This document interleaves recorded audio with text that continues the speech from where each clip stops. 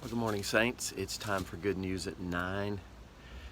It is Advent season, the season when we celebrate the birth of Jesus Christ, the coming of the Messiah. It's easy to turn that into a children's story if we aren't careful. So one of the things that we want to guard against is doing exactly that. We read it to our children, as we should. We have Christmas plays or programs at our churches that often involve children. That's a good thing. But we don't want to ever turn the story of the coming of the Messiah into a children's story. We want to take it as it was, and that is the reality of God becoming man and God living among us, Emmanuel. And so we read primarily Matthew and Luke. So this week, Matthew. And in Matthew 1, Matthew makes a couple of statements of facts.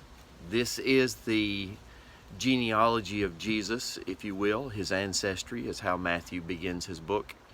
And then he says, this is how Jesus Christ was born. This is his story. So Matthew makes statements of fact. It's not something that he heard from someone else. It's something that he lived. He experienced it. He didn't intend to do that. Matthew was a tax collector. He was not an immediate disciple. But when Jesus called Matthew, Matthew joined Jesus and became a disciple.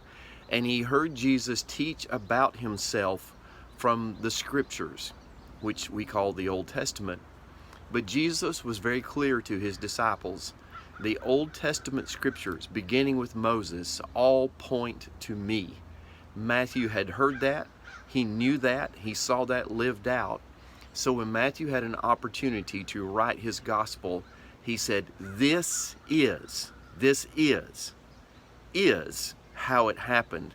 Meaning you can trust what I say as the truth.